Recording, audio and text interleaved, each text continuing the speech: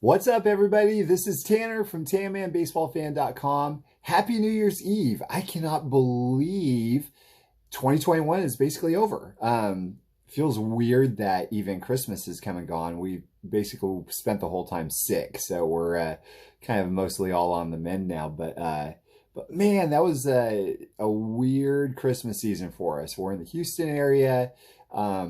The temperature was like record breaking. Like we've been experiencing like low to mid 80s many of these days here. So I think what they said actually January 2nd. So like January 1st is supposed to be like a high of 82 or 83. And the wind chill for the next day is like 27. So we're going to get a little bit of winter there.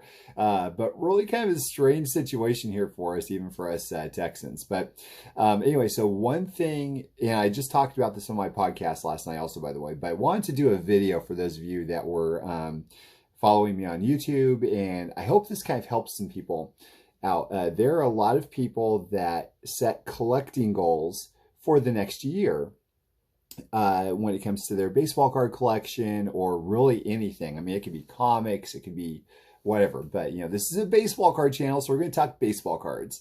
And I'm going to be following some steps that I learned actually from a motivational speaker by the name of Zig Ziglar from many, many moons ago. And I actually put his practices into play back when I was 12 years old. And let me tell you about that real quick to start off with. And after I tell you that story, I'm going to give you a working example that we're going to work through to see how this would look like when the rubber meets the road to help you in your goal setting and goal achieving for 2022.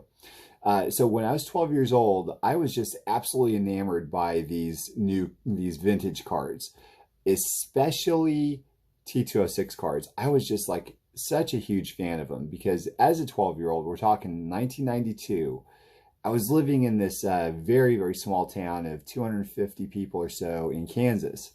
And I lived with my grandparents. So my folks and I lived with my grandparents for a while there. And the house that we lived in, probably, I think 90 years old, 80 years old at the time or something. And so I think it was probably about 80 years old at the time.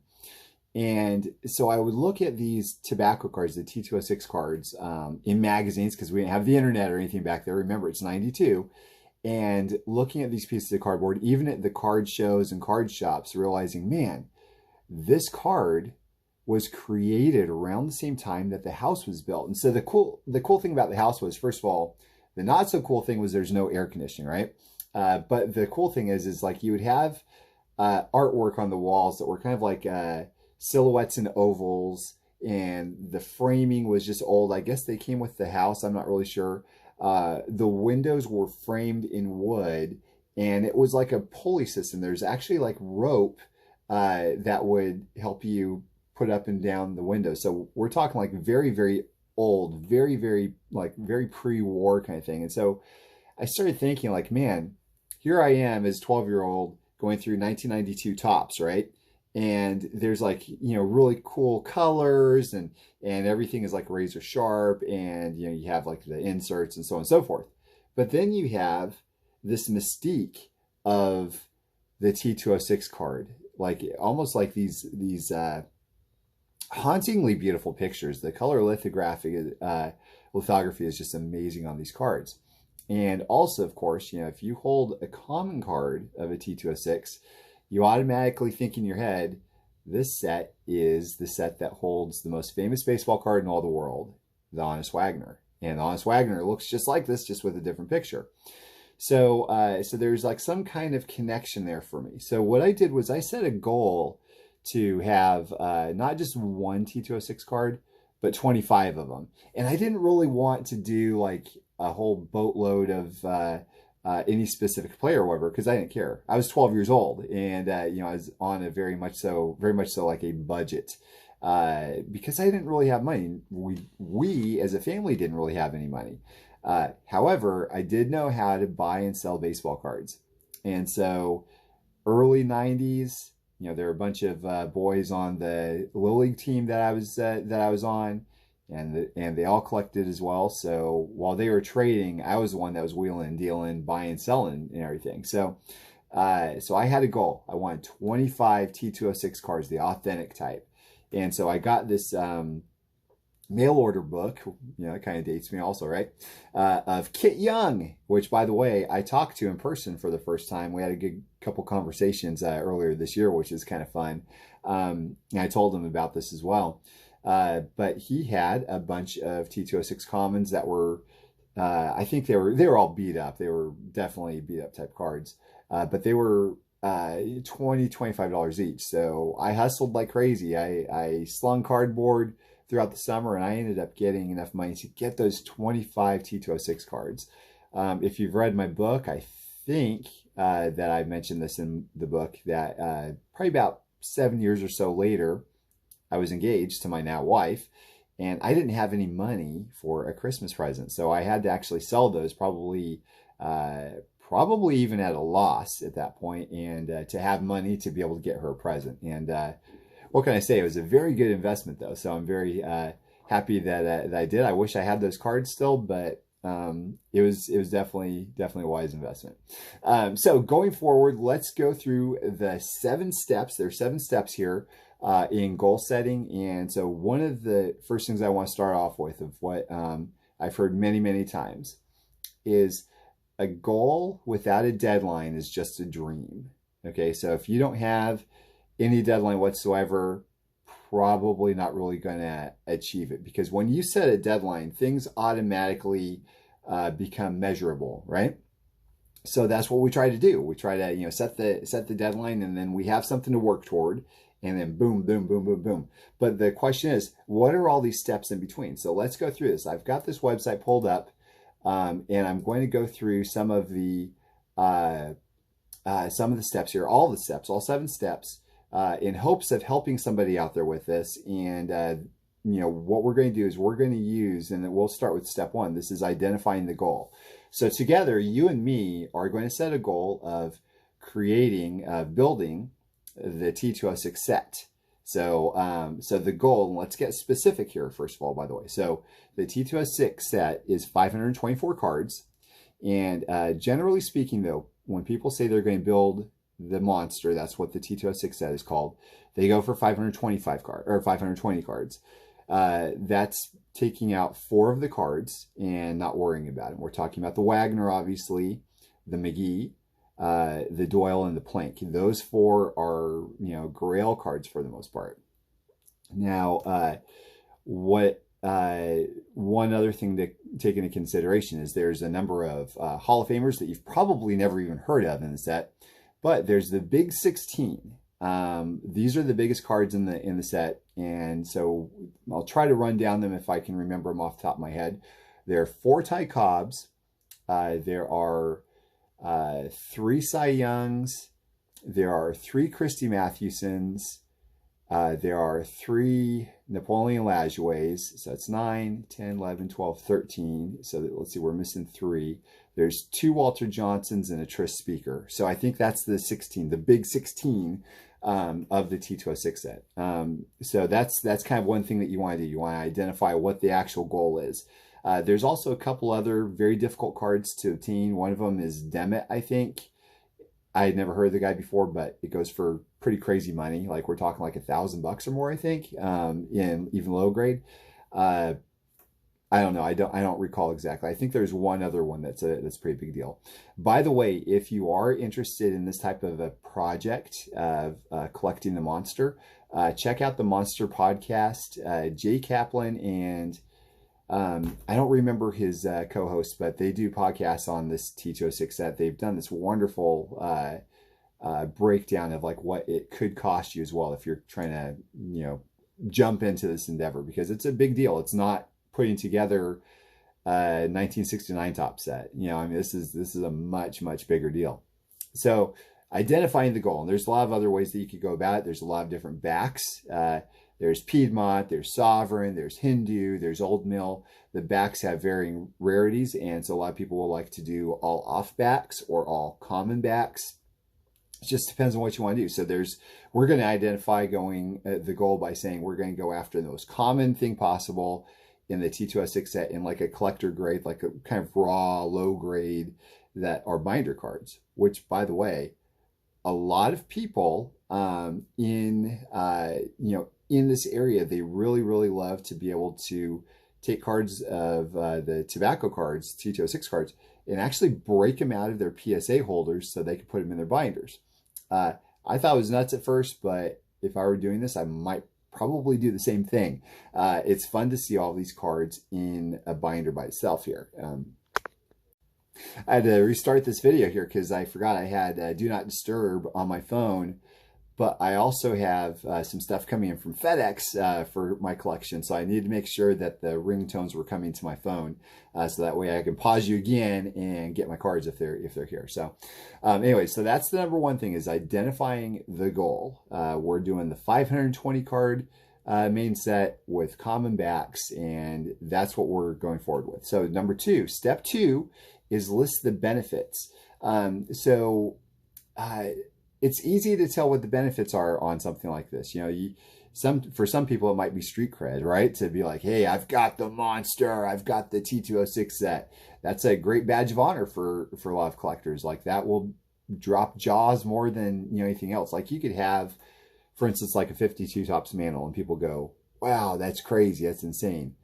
But to have the T206 set, like, you step back and you go, whoa, that's nuts, that's insane, because a lot of people, for the most part, aren't going to really know completely what kind of money is involved here. Like I said, go to the Monster Podcast and they talk about this. But yeah, so that's a big benefit, obviously, is to have it as a badge of honor. You know, you have like the greatest set ever made for the most part, and to be able to have like a complete catalog of this is fantastic. It's just a wonderful, wonderful thing to be able to do. Another benefit would be, for instance, having like the actual satisfaction of building this thing and completion, but not just that, because you got to remember also the journey is going to be pretty incredible also for you.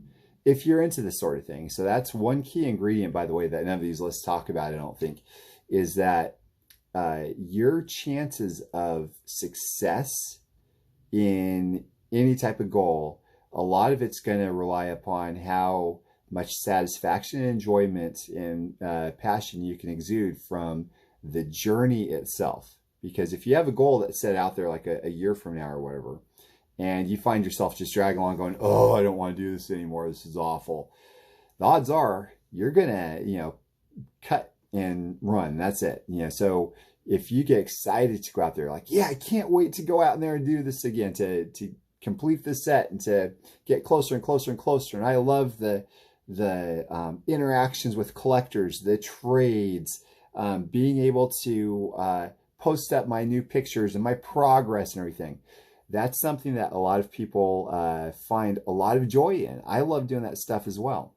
Now, I think that's probably why a lot of people, whenever they set like, you know, weight loss goals or whatever for the new year, where the first like week or two, they're gung-ho and they're like, yeah, I'm going to do this thing. And then January 15th comes around and, you know, they're on their couch with 3 pizzas that they're finishing themselves, you know, because it's not enjoyable for a lot of people if they just make themselves not eat good or fun stuff or delicious food or whatever. And they're just like, I'm just going to eat vegetables and I'm going to run at 5 in the morning. There's some people that love that sort of thing. And the ones that love that sort of thing, they're the ones that are most successful for the most part. So step number 3 is list the obstacles to overcome. So obviously the big thing is the two that I would say for me, for instance, would be the finances to do so and the ability to actually find the cards. Those are the 2 big things. So the best part about listing the obstacles, and a lot of things, by the way, what you want to do when it comes to all of these items is write them down. So that way you have something to look at and you can actually report your progress or see what your progress is for the most part there. And so once you actually have the list of obstacles to overcome, you know what you have to tackle. Okay, so you can figure out what kind of money is being spent. So maybe this is and I don't remember exactly what the price is on an average T206 monster build. I feel like it was between $50,000 and $75,000. So it's a pretty big deal. And a lot of that means that for a lot of you, to actually be able to do something like that is it means it's either going to take a year or 2 or 10. And to shorten that, it might mean selling some of your collection or having some sort of a side hustle or something. Being able to identify that obstacle, though, is going to help you know exactly what you need to do to get there. Otherwise, you're just going to be swinging around in the dark and not really sure know what to do. And obviously, of course, another obstacle to overcome would be determining the price, like the value of these things, because a lot of people just don't really know what they're getting into necessarily. So, and step number 4 is list the skills and knowledge required. This kind of goes hand in hand with the previous one. So you want to know the pricing, and pricing, guys, is everything. Knowing the value of these cards is going to be a big, big, big deal, because once you know the pricing of things, you can then go in and confidently make purchases. Otherwise, you're just going to be swinging for the fences and throwing money here and there and everywhere and not know exactly what you're planning on doing. So obviously what you want to do is you want to come in at the market value or a little bit under, or a lot under, depending on what you're trying to do. Because if you find yourself spending 50% more than what the actual value is, and let's say you have to sell like a year down the road or whatever, it's going to be a pretty bad feeling to sell at a loss. And there's no reason to. You just got to be patient. And when you're patient, you can find some good deals. So that's probably the main skills and knowledge to acquire for something like this is actually the pricing of them.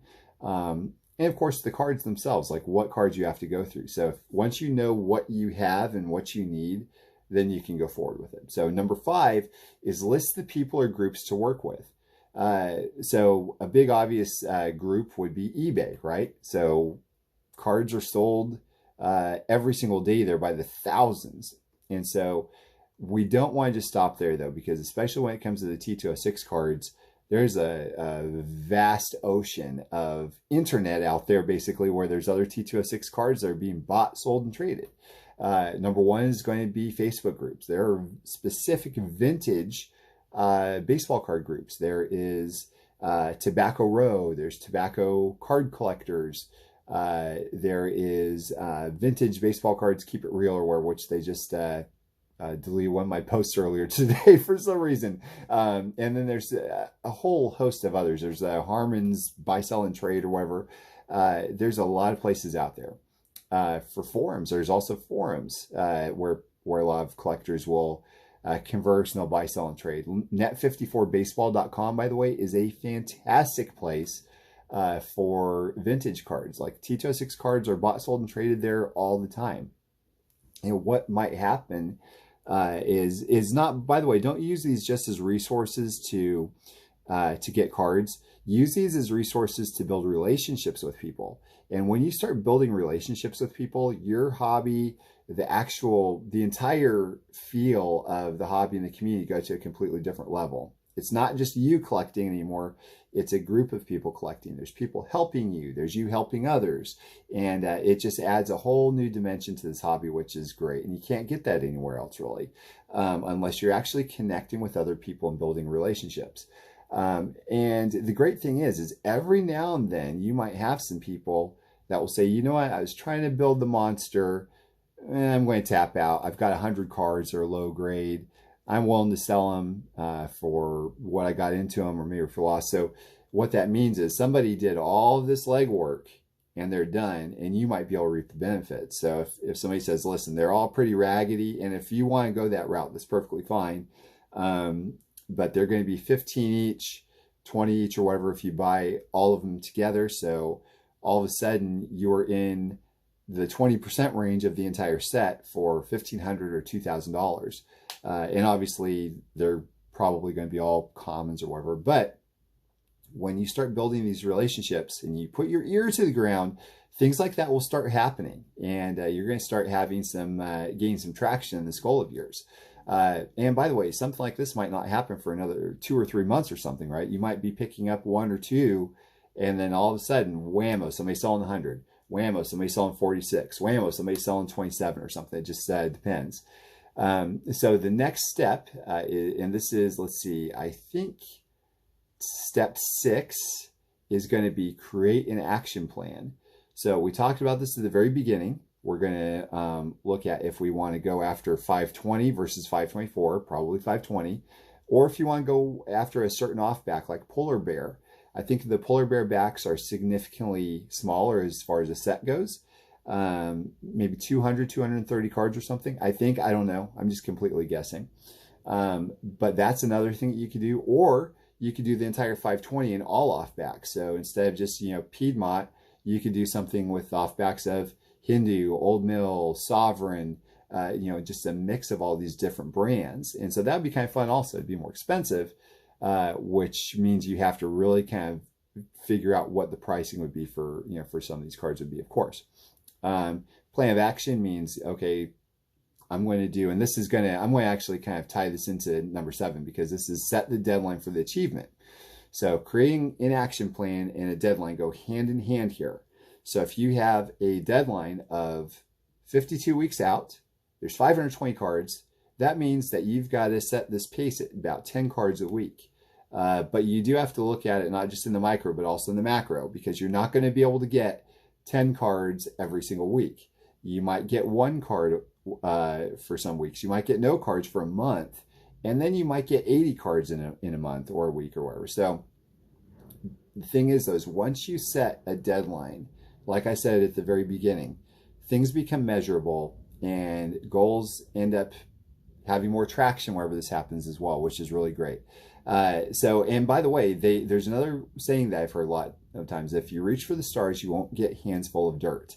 So what that means is for the monster, the T206, when December 31st of 2022 comes along, talking 365 days from now, 52 weeks from now, whatever.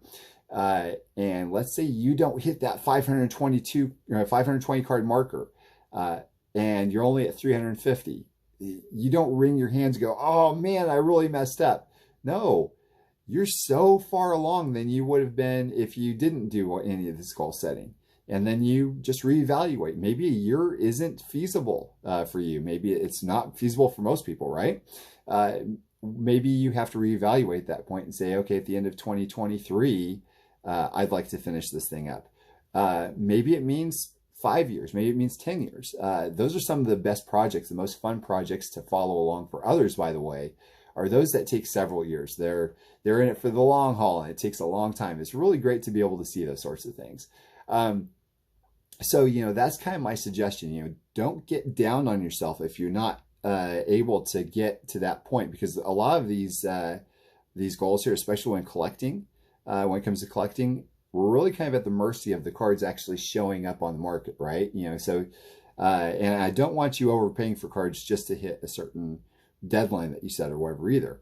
So, like I said, if you hit 350 or whatever, December 31st, 2022, you have something not to feel like a failure for, but something to be excited about, because you got so far in this whole year, and you're that much closer to actually completing the monster.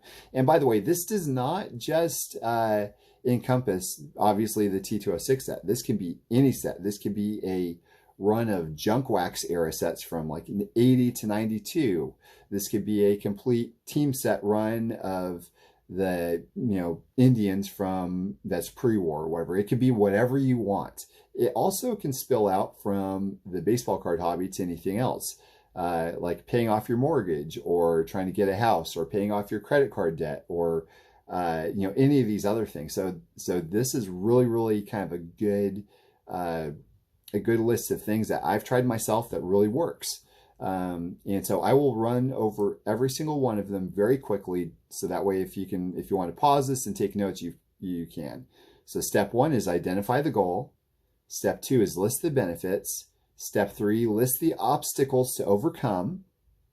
Step 4? Yeah, step 4 is list the skills and knowledge required. Step 5, list the people or groups to work with. Step 6, create an action plan. And step 7, set the deadline for achievement. There's the 7 steps. If you write these down and fill them out, you can dream big. You can dream whatever you want on this, and you start going. And one more thought I have for you also is I would highly recommend this just to be able to see progress. Make sure you're doing something every day to get yourself closer to that end goal.